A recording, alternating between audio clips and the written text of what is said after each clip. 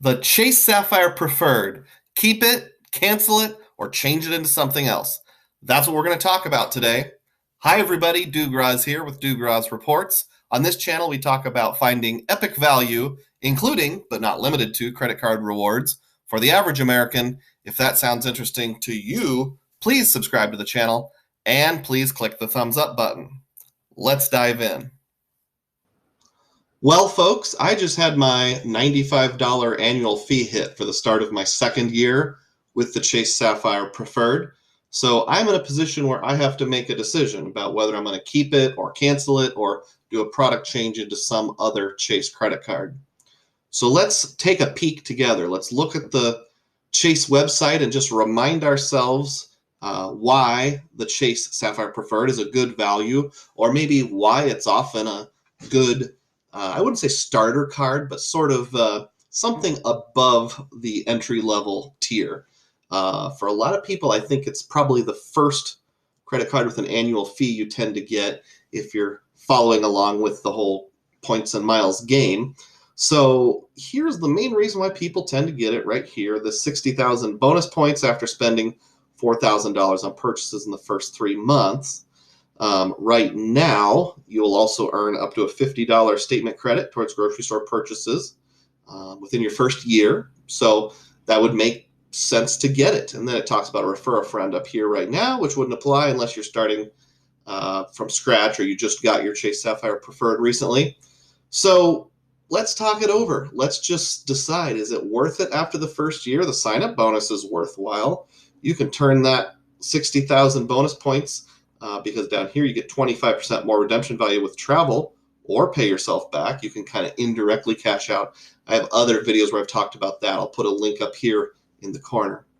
You can turn that, I don't think I finished my sentence. You can turn your 60,000 points into $750 towards travel. Because there's transfer partners, you might be able to do even better, but it's a really good, solid sign-up bonus. I did see a few people recently saying they were targeted for 80,000 points. So if you get that, by all means, it's worth considering. Let's take a look at the pros, the keep side of things. So there are some advantages to the card. We know that you get 1.25x in the travel portal. So if you have 10,000 ultimate reward points, you can turn that into $125. For those of you who are a little newer to points and miles, with most currencies, to convert from points to dollars, you just move the decimal places to the left. So in a standard or typical atmosphere, 10,000 points would be move it to 1,000, move it to $100 worth of cash or whatever it is you're using. In travel, you get a 1.25 modifier. So $125 worth of travel in our example. For a limited time, there is the pay yourself back feature where grocery stores, home improvement, and maybe one other category, you could apply it towards those purchases and it'd be like indirectly cashing out. Hey, I just mentioned that, pay yourself back. And also travel and insurance protections. The Sapphire Preferred has primary car rental insurance. So if you got in a wreck with a rental car for collision, you wouldn't even have to file with your rental car company. You just go through the credit card. That would not apply. You'd still need some sort of liability insurance, which most people have through their own personal car insurance, but just something to keep in mind. There's some travel delay insurance. You can look that up on their website, those kind of things. So there are some pretty nice protections. And then there's a pathway to travel partners.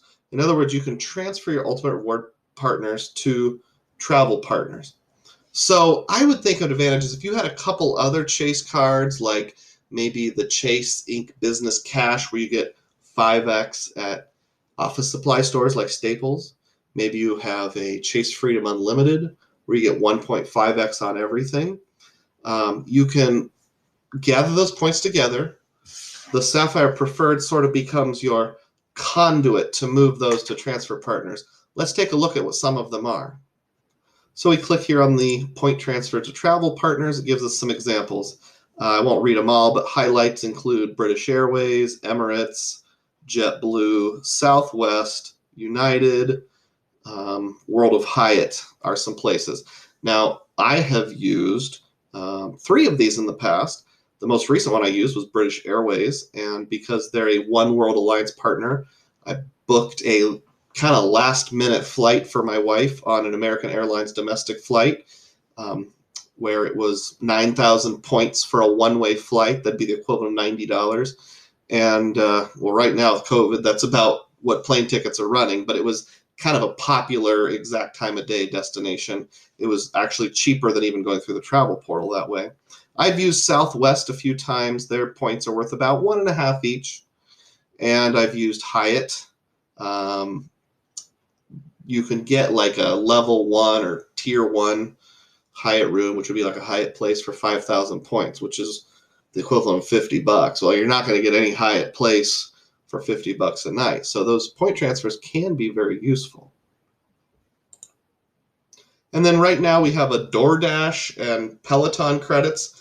With the DoorDash, you don't actually get credits, but you get a Dash Pass, which gives you a reduced delivery fee on some things. Peloton credits, I think it's like $60 a semester or something like that, or maybe every 6 months. I don't use it at all. I know, shock. But for you, maybe that's valuable. Now let's talk about what would incline us to cancel it. Cancel. Disadvantages. The $95 annual fee. It does have an annual fee, and you got to take that into consideration. The biggest thing I would say is the poor category bonuses. You get 2x on travel and dining, temporarily on grocery, and 5x on Lyft. Folks, that's just kind of a lame, for a card that's supposed to be semi-premium, I just don't really see that it adds that much. I mean, for Pete's sake, the Freedom Flex gets 3x on dining, so what's this, Chase? I mean, figure something out. And then also the fact that you can't have the Preferred and the Reserve at the same time. I think Chase could do a lot with the Preferred, make it into like a grocery card or something like that. A gas card. I don't know. They do have this little teeny tiny temporary offer for gas on, I think that's on Freedom cards though, now that I think about it. Why not just do that on the Sapphire Preferred and make it permanent? I don't know. Chase really needs to give it a facelift so people want to keep it into the future. Let's also talk about the option to product change it into something else. So you would have the option to upgrade it to the Chase Sapphire Reserve, also known as the CSR. By the way, if you're kind of new to this, you hear people say CSP, that's this card, the Sapphire Preferred. If you hear people say CSR, that's the Chase Sapphire Reserve. That's their more elite $550 annual fee card. We'll talk more about that in just a few moments. You could downgrade it to the Freedom Flex or the Freedom Unlimited, which is the rotating category card, and it's no annual fee. For most people, in most cases, it's better to downgrade rather than cancel. Chase has this 524 rule, which if you know what that is, great. If not, Google it. Too long, didn't read version. Basically, you can only open 5 personal Chase cards. You can only open a Chase card if you've had 5 or fewer personal cards in the last rolling 24-month period. So it would be better to downgrade it to a card that has no annual fee because you might revive it later or use that. You may not have the option later on. There's a few cases where it'd be better to cancel, like if you have a really long credit history and it's a newer card, but we won't go into that here. I did want to take a mention to talk about the CSP versus the CSR. How many points does it take to make getting the CSR worth it or to upgrade? It's just a little bit of math. So we know that the Chase Sapphire Preferred has an annual fee of $95, and currently either on Pay Yourself Back or on the travel portal, there's a 1.25x modifier. The CSR has a net annual fee of $250 and a 1.5x modifier. The reason I said net annual fee is because it's a $550 annual fee, and they give you a $300 travel credit every year. It's really easy to use. Just spend anything on travel, and the first $300 will be taken as a statement credit, so you get that money back. Temporarily, you also get that on dining up to the $300, not both, just cumulatively combined. But you know, if you spend anything on travel or dining right now, you're walking away with a net annual fee of $250. So what we need to know is the difference between the two is $155. Remember that. And we need to find out what, in other words, X is what we're solving for. What times a quarter percent equals $155 in difference, or that 0.25 difference in the modifier. I won't go to all the details. I did the math for you. It's $620, or if you're thinking of it as UR points, ultimate reward points, it's $62,000. Feel free to do the math. Feel free to double check me. It works out. So if you have more than 62,000 points at the end of year one with your Chase Sapphire Preferred, and you're not planning on using all or most of them on travel partners, you're either going to indirectly cash out through Pay Yourself Back, or you're going to use the portal, or a combination of both.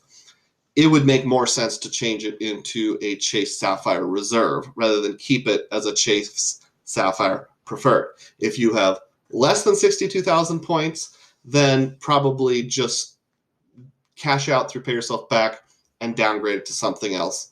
Unless you think you're going to be going over that 62,000 threshold real soon. Here's the too long didn't read version. If you have more than 62,000 Chase UR points to use on travel or Pay Yourself Back, it makes sense to upgrade to the Reserve. Well, thanks for listening to me talk about it. If you're thinking about getting the Chase Sapphire Preferred, please take a look at the link in the description box. Depending on exactly when you're clicking on it, that might be a refer a friend link that helps me out. It might not, but it'll get you to the Chase site either way, and I appreciate it. So I'd love to know, what do you think? Would you upgrade it? Would you cancel it? Would you keep the Chase Sapphire Preferred? Please put a comment down below. Once again, don't forget to subscribe. And as always, may your spending be frugal and may your points be plenteous. Thanks, folks. If you are thinking about getting the Chase Sapphire Preserve,